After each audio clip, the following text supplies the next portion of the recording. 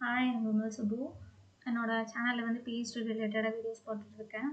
Last என்னோட வீடியோவில் வந்துட்டு பிஹெச்டிஎம் சர்டிஃபிகேட் எதுக்கு வாங்கணும், ஏன் வாங்கணும், அதுக்கப்புறம் ஃபஸ்ட் கிராஜுவேட் சர்டிஃபிகேட் ஏன் வாங்கணும் அப்படின்னு சொல்லியிருந்தேன். அதே மாதிரி பிஹெச்டி கேண்டிடேட்டாக இருக்கட்டும், எம்எஸ்சி நீங்கள் பண்ணிட்டு இருந்தீங்களா இருக்கட்டும், யாராக இருந்தாலுமே வந்து இந்த எம்ப்ளாய்மெண்ட் வந்து அடிக்கடி வந்து நம்ம ரெஜிஸ்டர் பண்ணதை கரெக்டாக அந்த டியூரேஷனில் வந்து ரினியூவல் பண்ணிக்கோங்க.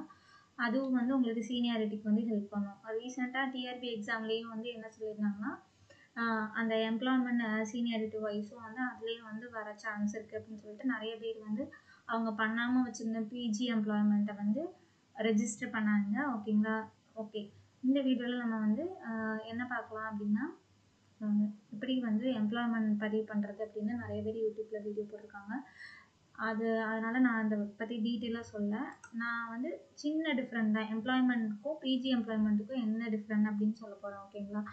இப்போ வந்து எல்லாரும் யூஸ்வலாக வந்து 10th முடிச்சோன்னா ஸ்கூல்லேயே வந்து நமக்கு என்ன பண்ணுவாங்கன்னா எம்ப்ளாய்மெண்ட் வந்து ரெஜிஸ்டர் பண்ணிடுவாங்க. ஓகேங்களா?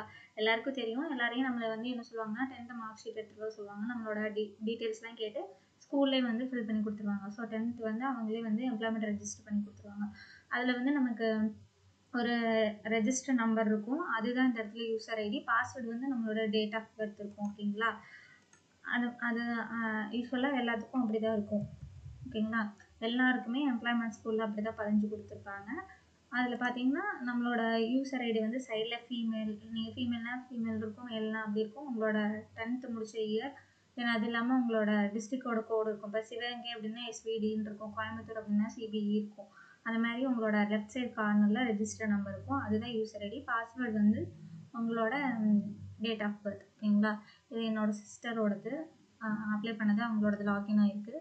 ஸோ இப்போ வந்து உங்களுக்கு 10th வந்து ரெஜிஸ்டர் பண்ணி கொடுத்துட்டாங்க அப்படின்னா உங்களோட யூசர் ஐடி, தென் அதோட பாஸ்வேர்ட் நான் இப்போ சொன்னேன்ல உங்களோட டேட் ஆஃப் பர்த், அதை வச்சு நீங்கள் லாகின் பண்ணிக்கலாம். ஓகேங்களா? லாகின் பண்ணதுக்கப்புறம் நீங்கள் 10th முடிச்சோன்னா இப்போ நீங்கள் 12th முடிச்சிங்க அப்படின்னா 12th குவாலிஃபிகேஷனையும் அதில் வந்து ஆட் பண்ணணும். ஓகேங்களா? அப்போ வந்து இதில் வந்து ஆட் குவாலிஃபிகேஷன் அப்படின்னு வந்து இருக்கும்.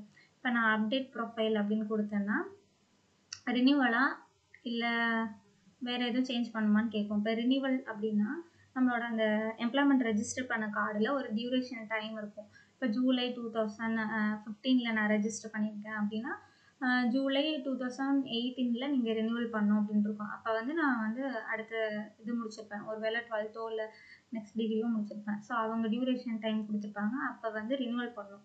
ஓகேங்களா? ரினியூவல் வேறு, அப்டேட் வேறு. ஓகேங்களா? ரினியூவல் பண்ணணும். ஏன்னா அது இல்லாமல் அப்டேட் வந்து நீங்கள் குவாலிஃபிகேஷன் முடிச்சிருந்தீங்கன்னா அதை ஆட் பண்ணிகிட்டே வரணும். 12th வந்து ஆட் பண்ணுவீங்க, தென் ரினியூவல் பண்ணுவீங்க. அது இல்லாமல் கிராஜுவேஷன் உங்களோட ஃபஸ்ட் டிகிரி முடித்தோன்னா அதையும் நீங்கள் ஆட் குவாலிஃபிகேஷன் கொடுப்பீங்க. இதுக்கு இடையில வந்து நீங்கள் ஏதாவது டெக்னிக்கல் கோர்ஸ், இதில் வந்து டைப் ரைட்டிங் அந்த மாதிரி டெக்னிக்கல் கோர்ஸ்லாம் முடிச்சிருந்தீங்கன்னா அதையும் நீங்கள் வந்து ஆட் குவாலிஃபிகேஷன் பண்ணிடலாம்.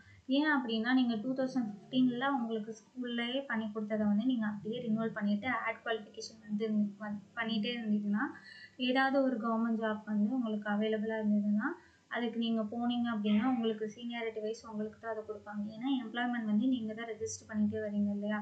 ஸோ அதனால் உங்களோட ரெஜிஸ்ட்ரேஷன் 2015 ஸ்டார்ட் ஆகிருக்கு. ஸோ அதனால் அந்த சீனியாரிட்டி வைஸ் உங்களுக்கு கொடுப்பாங்க. ஓகேங்களா?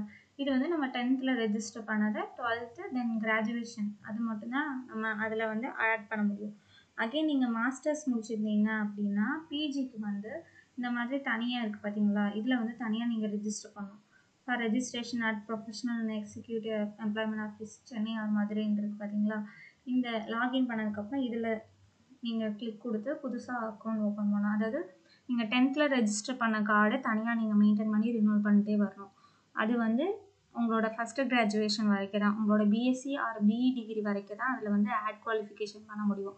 ஒருவேளை நீங்கள் பிஜி முடிச்சிருந்தீங்க அப்படின்னா தனியாக பிஜி எம்ப்ளாய்மெண்ட் அப்படின்னு சொல்லி அதில் தான் உங்களோட மாஸ்டர் டிகிரியை வந்து நீங்கள் ரெஜிஸ்டர் பண்ணிக்கணும். ஓகேங்களா? ஸோ ரெண்டுக்கும் கன்ஃபியூஸ் ஆகாதீங்க. 10th ஏன்னா வந்து நான் அந்த மாதிரி தான் பண்ணாமல் விட்டுட்டேன். என்னோட பிஜியோட வந்து கரெக்டான ப்ராப்பர் டைமில் வந்து என்னோட பிஜி குவாலிஃபிகேஷனை வந்து நான் ஆட் பண்ணலை, தனியாக பிஜி எம்ப்ளாய்மெண்ட் ரெஜிஸ்டர் பண்ணலை. ஓகேங்களா? நம்மளோட கிராஜுவேஷன் வரைக்கும் நம்ம ஆட் பண்ணுற அந்த எம்ப்ளாய்மெண்ட் ரெஜிஸ்ட்ரேஷன் வந்து ஒவ்வொரு டிஸ்ட்ரிக்ட்க்கும் தனியாக இருக்கும். ஓகேங்களா? இப்போ நீங்கள் பிஜி டிகிரி முடிச்சுட்டு தனியாக ரெஜிஸ்டர் பண்ணுறீங்க இல்லையா? அது வந்து மதுரை, அந்த மதுரை பிரான்ச்சில் மட்டும்தான் வந்து பிஜி எம்ப்ளாய்மெண்ட் வந்து ரெஜிஸ்டர் பண்ண முடியும். ஸோ எல்லாருமே வந்து எம்ப்ளாய்மெண்ட் ரெஜிஸ்ட்ரேஷன் வந்து 2 கார்டு வச்சுருப்பாங்க. 10th ரெஜிஸ்டர் பண்ணுறது up to graduation first degree வரைக்கும் தான். ஒருவேளை செகண்ட் டிகிரிக்கு அப்புறம் நீங்கள் எம்ஃபில் பிஹெச்டி அந்த மாதிரி பண்ணுறீங்க அப்படின்னா செகண்ட் பிஜி எம்ப்ளாய்மெண்ட் ரெஜிஸ்ட்ரேஷன் அப்படின்னு பண்ணி வச்சுக்கணும். அந்த ரெஜிஸ்ட்ரேஷனோட சீனியாரிட்டி தான் டிஆர்பி மாதிரி எக்ஸாம்லலாம் வந்து கால்குலேட் பண்ணுவாங்க. இப்போ நீங்கள் ஒரு எம்பிபிஎஸ் எக்ஸாம் எழுதுறீங்க, பிஜி எக்ஸாம் எழுதுறீங்க, அந்த பிஜி எக்ஸாமுக்கு அப்புறம் நீங்கள் நெக்ஸ்ட்டு போகிறீங்க அப்படின்னு வச்சுக்கோங்களேன். அதுக்கெல்லாம் கூட இப்போ லா கோர்ஸ் பண்ணுறீங்க, அதில் பிஎஸ்சி பண்ணுறீங்க, அதுக்கப்புறம் மாஸ்டர்ஸ் பண்ணுறீங்க அப்படின்னா மாஸ்டர்ஸ் நீங்கள் பண்ணிட்டீங்கனாலே வந்து பிஜி எம்ப்ளாய்மெண்ட் நீங்கள் எந்த டிகிரி மாஸ்டர்ஸ் பண்ணாலுமே அது பிஜி எம்ப்ளாய்மெண்ட் தனியாக ரெஜிஸ்டர் பண்ணணும். அப்போ தான் அந்த சீனியாரிட்டி வந்து உங்களுக்கு கிடைக்கும். ஏதாவது ஒரு எக்ஸாம் எழுதி உங்களுக்கு போஸ்டிங் கிடைச்சதுன்னா. ஸோ அதனால் 2 எம்ப்ளாய்மெண்ட்டையுமே வந்து நீங்கள் வந்து ப்ராப்பராக வந்து அந்த டைமில் ரினியூவல் பண்ணணும். அதே மாதிரி ஆட் குவாலிஃபிகேஷனும் பண்ணணும். எக்ஸ்ட்ரா நீங்கள் டெக்னிக்கல் கோர்ஸ் ஏதாவது ரெலவெண்ட்டாக படிச்சிருந்தீங்க அப்படின்னா அதையும் ஆட் பண்ணிகிட்டே வரணும். ஓகேங்களா? தேங்க்யூ ஃபார் வாட்சிங்.